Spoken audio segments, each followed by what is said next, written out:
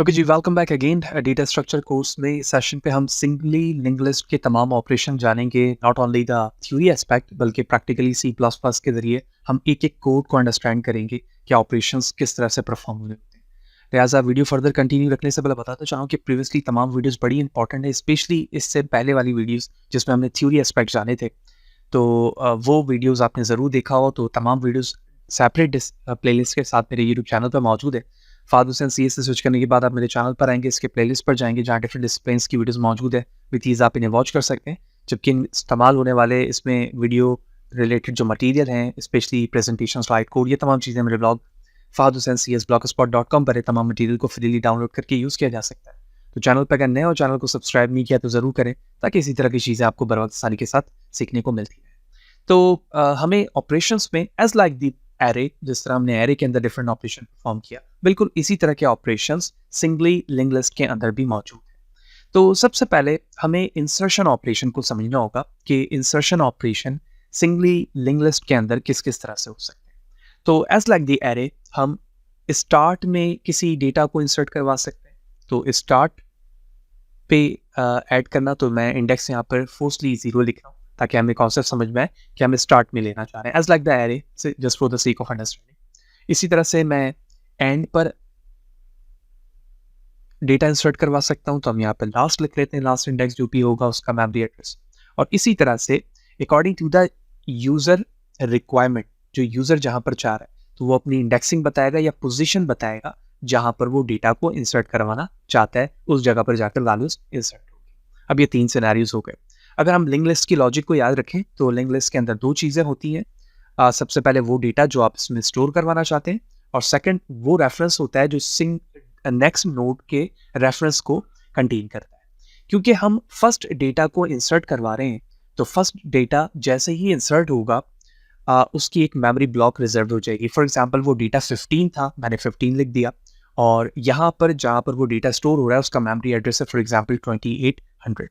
क्योंकि हम जानते हैं कि ये पहला नोड है, तो इसका जो रेफरेंस होगा वो डिफ़ॉल्ट तौर पे नल होगा, क्योंकि इसके आगे कोई दूसरा डेटा नहीं है, नोड नहीं है, तो ये नल होगा। एज वी डिस्कस, जो हमने प्रीवियस सेशन पे देखा था कि जब हम पहला नोड बनाते हैं, ठीक है, तो उस पहले नोड के रेफरेंस को एक वेरिएबल में, पॉइंटर टाइप रेफरेंस में, वेरिएबल में स्टोर करते हैं, ताकि उस नोड से हमें पता चल जाए कि हमारा पॉइंटर स्टार्ट कहाँ से हो रहा है, यानी उसका पहला रेफरेंस मेमोरी एड्रेस क्या है। तो उसके लिए हम एक पॉइंटर बना लेते हैं, जिसको मैं यहाँ पर हेड कह रहा हूँ, और हेड के अंदर ये एड्रेस जाकर स्टोर हो जाएगा। सम सिनेरियो में इस तरह से दिखाया जाता है, सम सिनेरियो में इस तरह से दिखाया जाता है, ठीक है। तो अभी मैंने इसलिए इसको नीचे वाले एरो से दिखाया है ताकि आपको ये अंडरस्टैंड रहे कि 2800 जो एड्रेस है वो हेड वेरिएबल में जाकर स्टोर हो चुका है। पहला सिनेरियो हो गया इंसर्शन का, कि स्टार्ट में ये इंसर्शन किस तरह से हुई होती है, ठीक है। हम कोशिश करेंगे एक एक चीज़ को समझने के ब्याह पर हम कोड भी देखते रहें, ताकि अंडरस्टैंड करना लॉजिकली हमारे लिए आसान रहे, ठीक है। कोड पे चलते हैं। तो ये लॉजिकली हमारा कोड है। हमने सबसे पहले यहाँ पर क्या किया है, जैसे अभी मैंने प्रीवियस सेशन पे बताया था कि नोड बनाने का तरीका ये कि आप क्लास ऑफ नोड बनाएं और 2 चीज़ें पब्लिकली डिफाइन कर लें, डेटा इंटीजर और नेक्स्ट नोड। नेक्स्ट नोड के लिए मैंने वेरिएबल नेक्स्ट रखा है, और ये नोड टाइप है, क्यों? क्योंकि ये दूसरा एक नोड होगा, तो इसी के रेफरेंस से वो बनेगा।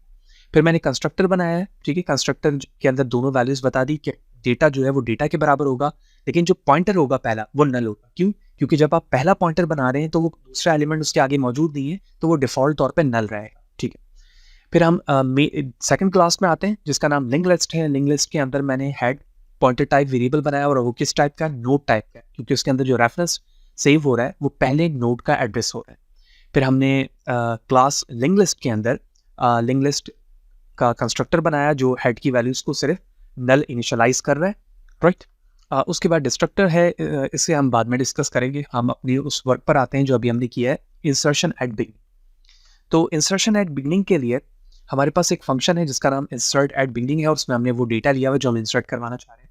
तो सबसे पहले मैंने कहा कि एक नोड टाइप का मैंने जो वेरिएबल लिया हुआ तो उसका मैंने ऑब्जेक्ट बना लिया, या फिर आप कह लें कि मैंने न्यू नोड के नाम से एक डायनेमिकली मेमोरी को एलोकेट कर लिया, और वो न्यू नोड नोड टाइप का है, और उसके अंदर वो डेटा स्टोर हो चुका है जो डेटा मैंने दिया होगा। नेक्स्ट, उसके बाद मैंने कहा कि न्यू नोड का जो नेक्स्ट होगा, न्यू नोड का नेक्स्ट का मतलब ये है कि न्यू नोड के आगे जो नेक्स्ट एलिमेंट होगा एक्चुअली वो हेड है।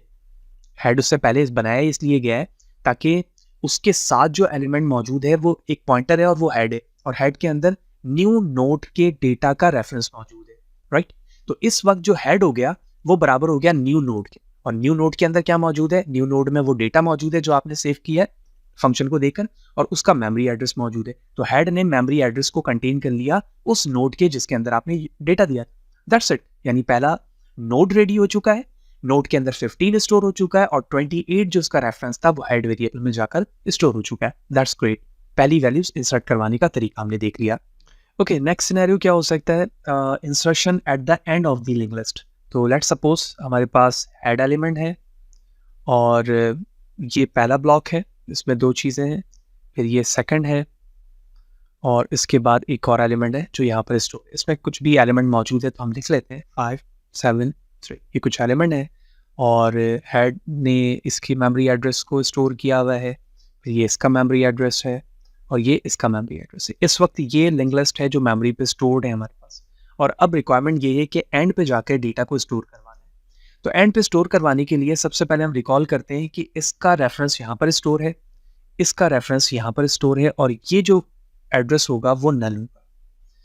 तो क्या ऐसा सिनेरियो हो सकता है कि मैं हेड से सबसे पहले रीड करवाऊँ, हेड के जरिए से मैं रीड करवाऊँ कि पहला जो हमारे पास लिंक लिस्ट है फर्स्ट, उस पे जाकर चेक करो कि उसका जो पॉइंटर है, PTR इन शॉर्ट लिख रहा हूं, कहीं वो नल के बराबर तो नहीं है।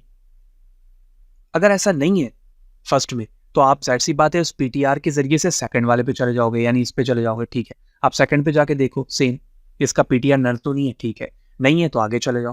लेकिन जैसे ही थर्ड पर जाएगा तो उसको समझ में आ जाएगा, हाँ भाई इसका जो है ना पॉइंटर वो नल है।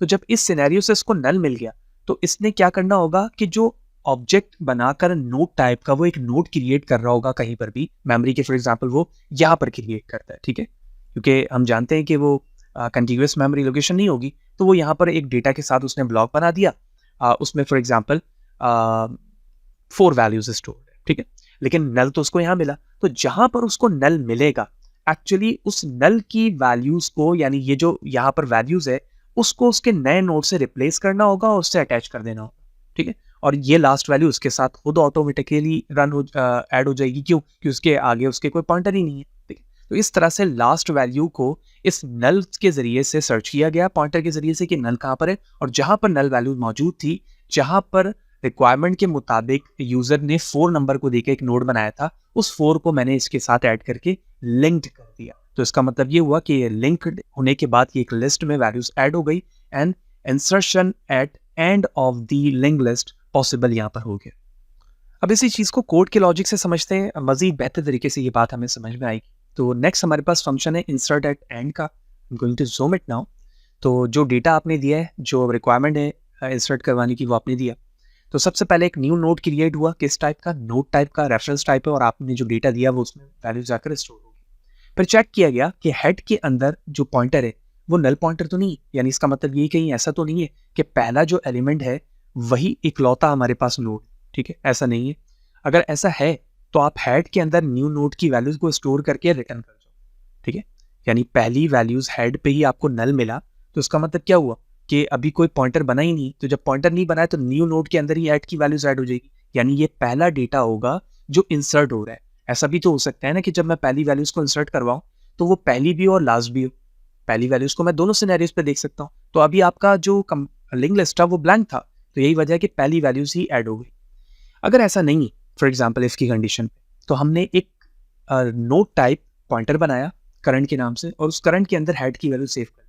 तो इसका मतलब ये हुआ कि जो पहला नोड है उसका मेमोरी एड्रेस इस वक्त करंट में मौजूद है, ठीक है, पहले नोड की वैल्यूज करंट में मौजूद है।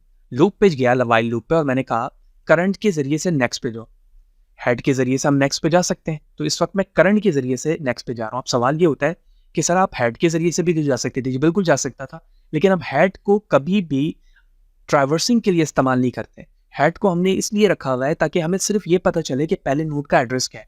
तो यही वजह है कि मैंने हेड के वैल्यू को या एड्रेस को करंट पॉइंटर में सेव किया, फिर करंट के जरिए से नेक्स्ट पे गया। करंट के जरिए से नेक्स्ट पे जाने का मतलब है कि जिस नोड पे मौजूद था, अगर वो नल नहीं है तो उसका मतलब है कि नई वैल्यूज उसके साथ कहीं पर नोड होगा। अगर नोड है तो उस पे जाओ और उस पे जाके देखो कि क्या वो नल पॉइंटर के बराबर तो नहीं है। अगर वो नल नहीं होगा तो यकीनी तौर पर उसके आगे भी वैल्यूज होगी। अगर वो नल नहीं है तो उसका मतलब है एक और लिंक उससे ज्वाइन होगा। अगर ऐसा है तो करंट के अंदर करंट से नेक्स्ट की वैल्यू ले, यानी पहले हमने हेड से करंट लिया, फिर करंट से नेक्स्ट पे गया, तो जो नेक्स्ट की वैल्यूज थी उसको मैंने करंट में सेव करवा दिया, यानी 1 से 2 पे गया और 2 से 3 की वैल्यूज को करंट में सेव करवाया। जब हो गया तो मैं लूप से बाहर आकर मैंने कहा कि करंट नेक्स्ट की वैल्यू को न्यू नोड बना दो, क्योंकि जब तक ये कंडीशन चल रही होगी हम कंटिन्यूअसली आगे जाते रहेंगे, और जैसे ही ये चीज फॉल्स होगी तो उसका मतलब होगा मैं लास्ट वाले पॉइंटर में पहुंच जाऊंगा, और लास्ट वाले पे जाने के बाद मैं कह रहा हूं कि उसके आगे जाकर एक नोड बना दो और नोड में वही वैल्यूज स्टोर करवा दो जो वैल्यूज यूजर ने दी है, एंड दैट्स इट। ऐसे ही तो हमें करना था, हमें एक एक चीज रीड करनी थी। यहाँ पर हमने पहले को रीड किया, ये पीटीआर नहीं है, नल नहीं है, ये नल नहीं है, जहां पर हमें नल की वैल्यूज मिली हमने नए पॉइंटर को उसके साथ ज्वाइन कर लिया और न्यू वैल्यूज यहाँ पर ऐड हो, that's it. So that is a two requirement here कि हम लिंक लिस्ट के अंदर फर्स्ट स्टेट पर वैल्यूज को किस तरह से इंसर्ट करवा सकते हैं और लास्ट पे किस तरह से करवा सकते हैं। And the third one is a very important term, user requirement के मुताबिक पोजीशन डिसाइड हो कि हम किस पोजीशन पर वैल्यूज को इंसर्ट करवाना चाहते हैं। ओके, तो ये यूजर रिक्वायरमेंट जो थर्ड स्टेप है, इसे समझने का मतलब ये हुआ कि हम प्रीवियस कोई एड्रेस दे रहे हैं, ठीक है, या प्रीवियस नोड का बता रहे हैं कि इस नोड के साथ या इस नोड से पहले इस वैल्यूज को इंसर्ट कर दो, ठीक है, ये रिक्वायरमेंट है मेरी, ये इस नोड से पहले मेरे इस डेटा को इंसर्ट कर दो, ठीक। सेम सिनेरियो से समझते हैं, 3 ब्लॉक्स हैं हमारे पास, 1, ठीक है, यानी 3 नोड हैं, और फर्स्ट नोड पे हम जानते हैं कि ये नल पॉइंटर होता है, ठीक है, और ये हमारा हेड से अटैच्ड होता है एज वी नो। तो यहाँ पर एक पॉइंटर मौजूद है, यहाँ पर भी एक एड्रेस मौजूद है, यहाँ पर भी है, लेकिन वो नल है। अब सबसे पहले तो मुझे ये देखना होगा कि किस मैं प्रीवियस नोड बता रहा हूँ और उस नोड के आगे मेरा जो डेटा है वो इंसर्ट होगा। तो सबसे पहले अगर मैं किसी नोड की वैल्यूज देता हूँ, एक नोड देता हूँ, ठीक है, तो मुझे उसका प्रीवियस बताना होगा। तो प्रीवियस नोड कभी भी नल नहीं होना चाहिए, क्योंकि जब ये नल होगा तो उसका मतलब है कि जो नया डेटा ऐड होगा वो तो लास्ट में हो जाएगा, और लास्ट के लिए तो हम ऑलरेडी कोड लिख चुके हैं, लास्ट में तो नहीं होना चाहिए। यानी लास्ट और फर्स्ट रिस्ट्रिक्शन होनी चाहिए, उसके अलावा मैं कहीं पे भी इंसर्ट करवा सकता हूँ, क्योंकि फर्स्ट और लास्ट के लिए तो एक सेपरेट सिनेरियो बन चुका है। तो पहली कंडीशन है मैंने बता दिया कि वो नल नहीं होना चाहिए, ठीक है, नल नहीं है। अगर नल नहीं है तो उसका मतलब है कि जो आप प्रीवियस वाला एड्रेस दोगे वो एग्जिस्ट भी होना चाहिए। तो अगर इन दोनों में से कोई भी वैल्यूज एग्जिस्ट कर रही है तो क्या होगा, उस एड्रेस को वो रीड करेगा। फॉर एग्जाम्पल वो एड्रेस ये वाला है जो मैंने दिया है, तो वो यहाँ से रेफरेंस को अटैच करेगा और इस नए नोड से लाकर ऐड कर देगा, और उसके बाद जो इसका रेफरेंस होगा वो रेफरेंस इस नोड से जाकर अटैच हो जाएगा, ठीक है, जबकि यहाँ पर इसका कोई लिंक नहीं बन रहा होगा क्योंकि ये नल है। तो इस लॉजिक के साथ एक नया ब्लॉक बन रहा है और वो अपने प्रीवियस नोड के एड्रेस के बिहाफ पर लिंक बनाता है और न्यू डेटा से जाकर ज्वाइन हो जाता है, और फिर उसके बाद जो पॉइंटर होगा वो यकीनी तौर पर नेक्स्ट वाले पॉइंटर को नोड को रेफर करेगा, तो उससे जाकर वो चीज अटैच हो जाएगी और ये थर्ड वे ऑफ इंसर्शन यहाँ पर सक्सेसफुली हो जाएगा। कोड से देखते हैं, इसे मजीद समझना आसान होगा। ठीक है, हमने इंसर्ट आफ्टर के नाम से एक फंक्शन बनाया है, इसमें हमने प्रीवियस नोड लिया और वो डेटा ले लिया जो मुझे इंसर्ट करवाना है। तो सबसे पहले चेक हो रहा है कि कहीं आपने जो प्रीवियस नोड दिया वो नल पीटीआर तो नहीं है। अगर है तो वो previously node can not be null होना चाहिए क्योंकि वो लास्ट में हो जाएगा, तो ऐसा नहीं। और अगर आपने कोई एग्जिस्ट होने वाला कोई प्रीवियस नोड एड्रेस दिया है जो रेफरेंस है, तो एक नया नोड बनेगा डेटा टाइप नोड के रिस्पेक्ट का टाइप का, और उसके बाद नोड का जो नेक्स्ट होगा, that's a very important thing, जो नोड बना है, ठीक है, उसका जो नेक्स्ट एलिमेंट होगा वो एक्चुअली प्रीवियस का नेक्स्ट होगा। ठीक है, इस लाइन को समझिएगा, ये बड़ी इंपॉर्टेंट चीज है क्योंकि ये लिंक बना रहा है। मैंने कहा कि जो मेरा नोड बना है उसका जो नेक्स्ट है, उसके आगे जो नेक्स्ट मौजूद है, उसके अंदर जो वैल्यूज आके स्टोर होगी वो प्रीवियस वाले की नेक्स्ट की होगी। तो प्रीवियस का नेक्स्ट होगा मेरे नए डेटा से आगे। तो मेरे नए डेटा का लिंक तो मेरे प्रीवियस वाले से हो गया, लेकिन जो मेरा डेटा है वो उसके आफ्टर वाले डेटा से जाकर लिंक कर जाएगा। इसका मतलब है न्यू का नेक्स्ट के अंदर प्रीवियस के नेक्स्ट की वैल्यूज आकर स्टोर हो जाएगी। अब जब ये लाइन हो गया, ये कोड एग्जीक्यूट हो गया, तो प्रीवियस का नेक्स्ट क्या हो गया, वो मेरा न्यू डेटा हो गया जो अभी मैंने बनाया था। तो नया डेटा उस पोजीशन पर जाकर सेव हो गया और वो प्रीवियस नोड का नेक्स्ट नोड पे जाकर अटैच हो जाएगा। तो ये सेम सिनेरियोस बनेगा जो अभी हमने यहाँ पर इस सिनेरियो पे देखा था कि ये नया डेटा बना था, ठीक है, दिस वन, ये एक नया ब्लॉक बना था, तो ये इसका प्रीवियस है जो इससे जाकर ये लिंक हुआ है, और ये इसके नेक्स्ट है, तो ये नेक्स्ट इससे जाकर लिंक हो। और बाकी तमाम वैल्यूज तो वापस में ऑलरेडी लिंक हुई थी। ठीक है, थोड़ा सा ट्रिकी है कोड को जब आप अपनी मशीन पे भी रन करेंगे स्टेप बाय स्टेप तो उसको समझना मजीद आसान होगा, but I try my level best to explain you all the aspects के स्टार्टिंग पर एंडिंग पर और यूजर की प्रीवियस नोड की रिक्वेस्ट के मुताबिक इंसर्शन ऑपरेशन किस तरह से होता है। So the next thing is a deletion. Same logic के साथ डिलीशन को भी किया जा सकता है। एक तरीका तो ये है कि हमारे पास नोड बने हुए तो हम स्टार्टिंग के पहले एलिमेंट को डिलीट कर लें, या जो एंड पर नोड मौजूद है उस नोड को डिलीट कर दें, या फिर जो यूजर की रिक्वायरमेंट है, ठीक है, जिस तरह हमने इंस्ट्रक्शन पे देखा था कि वो प्रीवियस नोड बता दे या प्रीवियस नोड का एड्रेस बता दे, तो उस बिहाफ पर हम उस नोड पे जाकर न्यू डेटा के लिए एक ब्लॉक बनाकर उसे लिंक करते हैं। ठीक है, तो ये कुछ सिनेरियोस हो सकते हैं। सबसे पहले स्टार्ट को समझते हैं कि स्टार्ट पे डिलीशन का ऑपरेशन किस तरह से होगा। अब इन तीनों वे को हम बड़े आसान तरीके से समझ सकते हैं इस एग्जाम्पल के साथ जो अभी हम डिस्कस कर रहे हैं, कि तीनों वे हमें समझ में आ जाएगा। सबसे पहले हम स्टार्टिंग को डिस्कस करते हैं। हमारे पास पहला डेटा ब्लॉक और ये लिंक हुआ है सेकंड से, और हम जानते हैं कि फर्स्ट का रिलेशन हेड पॉइंटर के साथ होता है। ठीक, तो यहाँ पर 5 डेटा है, यहाँ पर 5000 है जो मेमोरी एड्रेस है इसका, ठीक है, और इसका मेमोरी एड्रेस 4000 है, इसमें वैल्यू से 7 और यहाँ पर नल लिखा हुआ है। बिल्कुल बेसिक एग्जाम्पल। अब मुझे फर्स्ट यानी स्टार्टिंग वाले वैल्यूज को डिलीट करना है, तो सबसे पहले तो मुझे ये चेक करना होगा कि हमारे पास एलिमेंट मौजूद, क्योंकि जब तक नोड में एलिमेंट मौजूद नहीं होगा उस वक्त तक मैं उसको डिलीट ही नहीं कर सकता। तो मुझे ये देखना होगा कि कहीं हेड की वैल्यू, ठीक है ना, हेड की वैल्यू नल तो नहीं है, क्योंकि अगर हेड नल है तो इसका मतलब है कोई नोड ही नहीं है, तो फिर तो कोई कुछ पॉसिबल ही। ठीक, अच्छा, अगर ऐसा नहीं है तो फिर मुझे हेड के जरिए से नेक्स्ट पे जाना होगा, यानी हेड से नेक्स्ट का मतलब ये हुआ कि इसके जरिए से मैं इस नोड पे गया और नोड पे जाने के बाद चेक कर रहा हूं कि जो डेटा इसमें मौजूद है कहीं वो उसी इनपुट डेटा के बराबर तो नहीं है जो यूजर ने दिया है, क्योंकि तो मुझे उस डेटा के मुताबिक डिलीट करना है। अगर ये मिल जाए तो मुझे क्या करना होगा, इस नोड को यहां से डिलीट करना होगा। तो इस नोड को डिलीट करने के लिए मुझे क्या करना होगा, इस हेड की वैल्यूज को किसी जगह पर टेम्परेरी स्टोर करवाना होगा, क्योंकि अगर मैं इस नोड को डिलीट कर दूंगा तो हेड की वैल्यूज तो यहां से खत्म हो जाएगी, तो हेड तो हमारे किसी काम ही का नहीं रहा। तो मैंने क्या कहा, मैंने कहा एक टेम्परेरी वेरिएबल बनाओ टेम्प का, उसके अंदर हेड को सेव करवा दो। ठीक है, हेड की वैल्यूज में सेव हो गई, और इस टेम्प के जरिए से मैं इस नोड को डिलीट करूंगा, और उसके बाद जो हेड की ओरिजिनल वैल्यूज है, ठीक है, हेड की जो ओरिजिनल वैल्यूज है वो इस हेड की जो ओरिजिनल वैल्यू होगी उसको टेम्प के नेक्स्ट से रिप्लेस कर दूंगा। भाई टेम्प के अंदर ये वाली वैल्यूज है और इसका नेक्स्ट क्या है, 5000 है, और वही 5000 मुझे किस में डालना होगा, हेड में, क्योंकि जब मैं 5000 हेड के अंदर स्टोर करवाऊंगा तो इसका मतलब ये हुआ कि ये नोड डिलीट हो चुका होगा और ये फिर पहला नोड बन जाएगा इस हेड के लिए, एंड दैट इज अ मोटो। और इसी के बिहाफ पर उससे जितने भी वैल्यूज आगे होंगे वो उसके साथ कनेक्टेड रहेंगे। That's a very simplest logic कि हमने चेक किया हेड की वैल्यू नल नहीं है, इसका मतलब है पॉइंटर मौजूद है।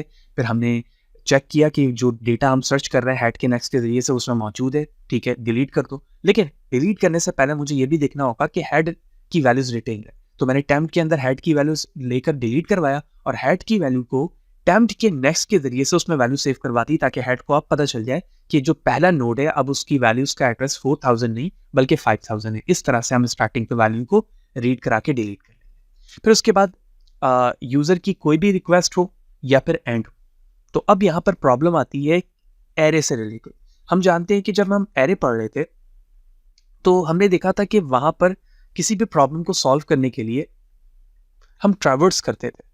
तो ट्रैवर्स करने से क्या होता था, हम विजिट करते थे एक नोड को और उसमें इंडेक्सिंग की वैल्यूज होती थी, तो उसको आइट्रेट करना आसान होता था। हम लूप लगाते थे फॉर का और आई की वैल्यू के जरिए से हम आइट्रेट करके उसके nth एलिमेंट तक ट्रैवर्स कर लेते थे। लेकिन यहाँ तो प्रॉब्लम ये है कि यहाँ पर हर चीज़ नोड के फॉर्म पर मौजूद है, और नोड के फॉर्म पर मौजूद होने की वजह से ये कॉन्टिग्यूअस मेमोरी एड्रेस पे नहीं। तो किसी भी वैल्यू को किसी पोजीशन से डिलीट करने के लिए मुझे एक एक एलिमेंट को इस तरह से क्या करना होगा, ट्रैवर्स करना होगा। एक एक एलिमेंट को ट्रैवर्स करके चेक करते रहना होगा कि जो वैल्यूज आपने पास की है वो इधर तो मौजूद नहीं है, कहीं इधर तो मौजूद नहीं है, और कहीं इधर तो वैल्यू मौजूद नहीं। लेकिन सिर्फ स्टार्टिंग और एंडिंग की लॉजिक क्या आसान हो सकती है कि वहां पर हम नल से चेक कर सकते हैं, ठीक है, नल से चेक किया जा सकता है और यहाँ पर हेड के जरिए से। लेकिन अगर स्टार्ट और एंडिंग के अलावा कहीं पे भी मौजूद है, तो 100 हो या 1000, हमें हर जगह ट्रैवर्स करके तो जाना होगा, क्योंकि पहले नोड को विजिट करने के बाद समझ में आएगा कि सेकंड नोड कहाँ पर मौजूद है, फिर सेकंड से थर्ड का पता चलेगा, थर्ड से फोर्थ का, एंड सो। तो लिहाजा यहाँ पर मुझे एक एक वेरिएबल्स को चेक करना होगा, नोड को, और उसमें जाकर डेटा की वैल्यूज देखनी होगी कि जो यूजर ने डेटा दी है वो उसमें मौजूद है या नहीं। अगर नहीं है तो नेक्स्ट में जाऊंगा, और ये प्रोसेस चलता रहेगा। जैसे ही मुझे किसी स्टेज पर वो वैल्यूज मिलती है, मैं उसे डिलीट करूंगा, और डिलीट करने के बाद जो लिंक होगा, उससे उस लिंक को उसके आगे वाले डेटा से जाकर ज्वाइन कर दूंगा। ठीक है, जिस तरह से अभी हमने यहाँ पर हेड और टेम्प्ट वेरिएबल के जरिए से काम देखा। तो इन दोनों सिनेरियोस को और पहले वाले सिनेरियोस को जो स्टार्टिंग का था, इन तीनों को कोड की आपस में समझते हैं। देखिए, हमने एक डिलीट नोड के नाम से फंक्शन बनाया है, इसमें वो डेटा दे दिया जो मुझे डिलीट करवाना है, और सबसे पहले मैं चेक कर रहा हूँ हेड अगर नल है तो। अगर हेड नल है तो डायरेक्टली मैं रिटर्न हो जाऊंगा यहाँ से। ठीक है, इसका मतलब है कोई वैल्यूज नहीं है।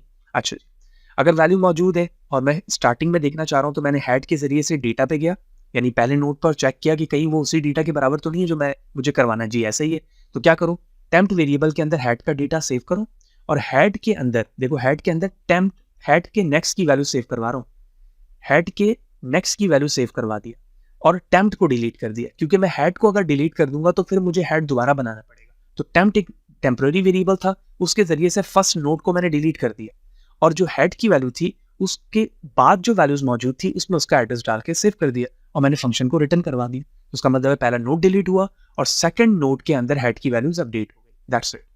अब जो रिक्वायरमेंट है कि किसी भी आप वैल्यूज को कहीं से भी डिलीट करवाना चाह रहे हैं, तो यूजर की रिक्वायरमेंट तो वैल्यू होगी, क्योंकि हम एड्रेस तो नहीं जान रहे वहां पर, तो मुझे हर को ट्रैवर्स करना होगा, इधर वो सेकंड पे हो, थर्ड पे, फोर्थ पे, या कहीं पे। तो मैंने करंट के नाम से एक नोड टाइप पॉइंटर बनाया जो हेड की वैल्यू रखता है। इसका मतलब ये हुआ कि हेड की वैल्यू यानी पहले नोड की वैल्यू अगर 4000 है तो वो करंट के अंदर से। ठीक है, फिर मैं करंट डॉट नेक्स्ट पे जाता हूं, तो इसका मतलब ये हुआ कि पहले नेक्स्ट से नोड से दूसरे नोड पे जाओ, पहले नोड से दूसरे नोड पे जाओ, और वहां चेक करो कि कहीं नल पॉइंटर तो नहीं है।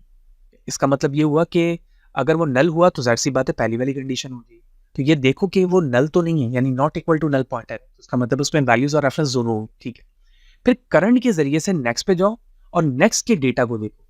ठीक है, करंट में हेड था, हेड पे से मैं दूसरे नोड पे गया, और नोड दूसरे वाले नोड के डेटा को मैंने मैच किया कि क्या मेरे डेटा के बराबर है या नहीं। ठीक है, अगर ऐसा है, यानी मुझे सेकंड वाले नोड पर वैल्यूज मिल गई, पहले वाले नोड पे तो यहां पर हमने देख लिया था, अब मुझे फर्स्ट में नहीं मिल रही है, सेकंड में मिल रही, चलो सेकंड में मिल गई, तो मैं क्या करूंगा, टेम्प्ट वेरिएबल बनाऊंगा सेम लॉजिक के साथ जैसे मैंने ऊपर किया था। करंट डॉट नेक्स्ट को नेक्स्ट को करंट डॉट नेक्स्ट बनाऊंगा और टेम्प्ट को डिलीट कर दूंगा। इसका मतलब ये हुआ कि जिस जगह पर नोड डिलीट हो रहा है उसके बाद वाला नोड पहले वाले के लिए उससे पहले वाले का प्रीवियस बन जाएगा। ठीक है, और फिर करंट के अंदर करंट डॉट नेक्स्ट की वैल्यू आ जाएगी। अब ऐसा भी हो सकता है कि सेकंड पे ना मिले, ठीक है, फिर अब दोबारा से लूप चलेगी, अब करंट जो बन जाएगा वो उसके बाद वाला बन जाएगा, फिर ये सो ऑन, यानी हर एक पॉइंट पर जाकर ये नेक्स्ट बनता रहेगा और एक एक वैल्यूज को ट्रैवर्स करके चेक करता रहेगा। जहां पर उसको वो वैल्यूज मिलेगी वो डिलीट करेगा, नहीं मिलेगी तो ये कंडीशन पे एंटर होगा ही नहीं और वो वैल्यूज उसे नहीं मिल पाएगी, which mean not able to delete any element because the number is not exist in a linked list. So hope you will understand कि डिलीट का ऑपरेशन इनिशियली किस तरह से हुआ फर्स्ट इंडेक्स में, और किसी भी अगर वो नोड पे मौजूद है, इंडेक्स का मतलब यहाँ पे नोड, किसी भी नोड पे वो मौजूद है, तो आइटरेटिव वे पे में हम एक एक नोड को विजिट करके चेक कर रहे हैं कि वो वैल्यूज उसमें मौजूद तो नहीं, अगर है तो फिर हमने सिस्टमैटिकली उस नोड को डिलीट करके उसके बाद वाले नोड को उस डिलीट होने वाले एलिमेंट से पहले वाले का प्रीवियस बना दिया। ये करने के बाद टेम्प्ट वेरिएबल को हमने डिलीट कर दिया। तो इस तरह से मेजरली दो ऑपरेशंस हमने यहाँ पर देख लिया कि इंसर्शन और डिलीशन क्या होते हैं, और डिलीशन के अंदर हमने ये देखा कि स्टार्टिंग, एंडिंग और यूज़र की रिक्वायरमेंट के मुताबिक कैसे काम हो सकता है, और इंसर्शंस के अंदर हमने तमाम प्रोसेस को देखा जो एरे के कंपैरिजन में कई सिनेरियोज पर हमें कांस्टेंट टाइम के अंदर वैल्यूज को इंसर्ट और डिलीट करके देगा। The next one is a traversing, as we have discuss कि ट्रैवर्सिंग का मतलब ये है कि हम हर एक एलिमेंट को विजिट करना चाहते हैं, और एज वी नो कि ट्रैवर्स करने का मतलब ये है कि जितने भी आपके नोड मौजूद हैं हम हर एक के रेफरेंस के जरिए से सेकंड पे जाएंगे और उसके नेक्स्ट एलिमेंट को यानी डेटा को प्रिंट करवाएंगे।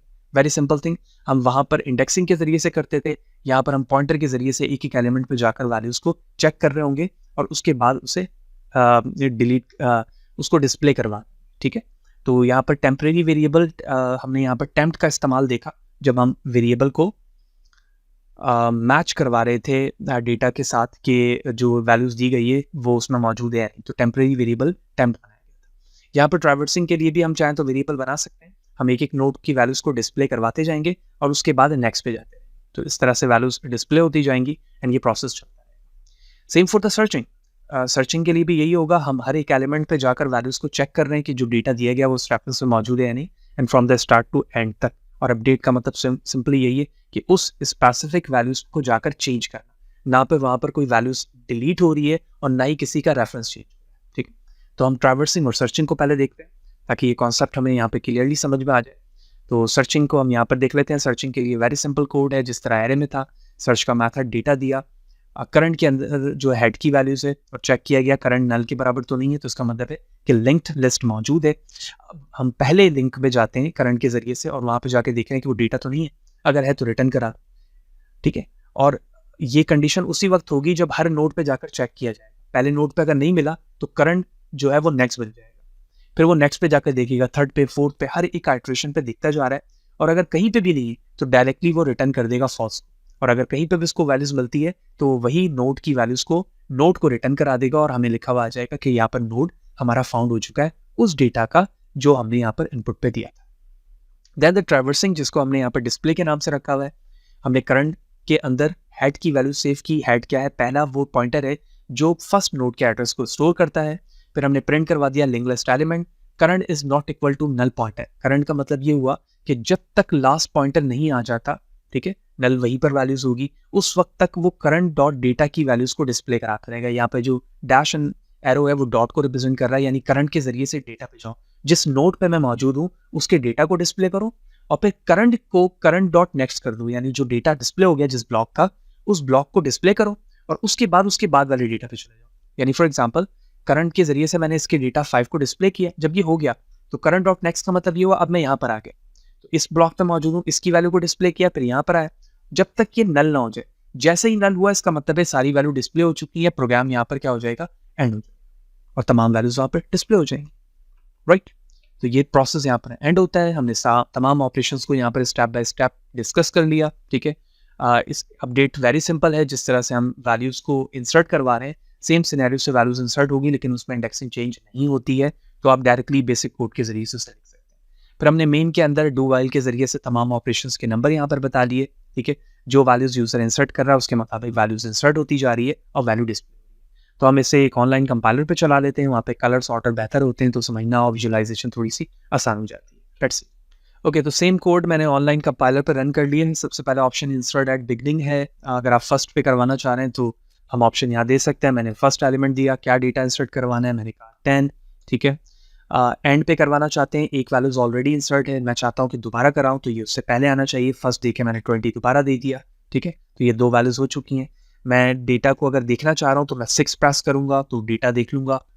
20 पहले आना चाहिए क्योंकि मैंने बाद में उसको पहले इंसर्ट करवाया था, बिल्कुल सही है। एंड पे इंसर्ट करवाना है, 2 ऑप्शंस दिया मैंने और उसके बाद मैंने 30 एंड पे डिस्प्ले करवा लिया और देखना चाह रहा हूँ 6 प्ले करके मैं देख सकता हूँ। 20, 10, 30 डिस्प्ले हो गया। जिस तरह से इंस्ट्रक्शन हुआ है, डिलीट नोट करना है मुझे, 4 प्रेस करूंगा। ठीक है, उसने पूछा कि भाई इंटर डेटा टू डिलीट, कौन सा डेटा आप डिलीट करना चाह रहे हैं, तो डायरेक्ट हम एलिमेंट के डेटा को यानी नोड के जरिए से मैं डेटा चेक कर सकता हूँ कोड पे। तो मैं यहाँ पर डेटा दे देता हूँ। मैंने कहा कि आप 30 यहाँ पर डिलीट करो। ठीक है, आप चूज ऑप्शंस दोबारा यहाँ पर आ गए। ठीक है, तो मैं 6 के जरिए से दोबारा डेटा देख लेता हूँ, तो डिलीट 30 हो चुका है और अब मुझे 10 एंड 20 देखना है। सिमिलरली सर्च करना है, तो सर्च करने के लिए हम 5 प्रेस करते हैं। ठीक है, और किस डेटा को सर्च करना है, मैंने कहा मैं 7 सर्च कर रहा हूँ जो कि इसमें मौजूद नहीं है, तो node with data 7 not found in the list. तो ये प्रोसेस भी चल गया और उसके बाद एग्जिट जो है वो 0 पे है, उसके बाद हमारा प्रोग्राम एंड हो जाएगा। तो सेम लॉजिक के साथ सारे ऑपरेशन किस तरह से हो रहे हैं link list, singly link list के अंदर, वो हमने देखा। एक एक स्टेप्स मैंने यहाँ पर विजुअलाइज किए। ठीक है, hope you will understand every aspect. लेकिन फिर भी कोई सवाल है, कोई चीज़ अगर पॉइंट समझ नहीं आए तो मुझे कमेंट सेशन पे ज़रूर बताएं। कोड मैंने अपने ब्लॉग पे शेयर किया हुआ है, वहाँ से कोड डाउनलोड करके भी अपनी मशीन पे चलाएं, तो उन स्टेप्स को समझना आपके लिए मजीद आसान रहेगा। ठीक है, इसी तरह से जुड़े रहें, वीडियो को लाइक करें, ज़्यादा लोगों को शेयर करें। नेक्स्ट सेशन पे जाएंगे तो डबली लिंक लिस्ट को हम समझेंगे, उसके ऑपरेशंस क्या होते हैं और उसको कोड पे भी इंप्लीमेंट करके भी देखेंगे। नेक्स्ट सेशन में मिलते हैं।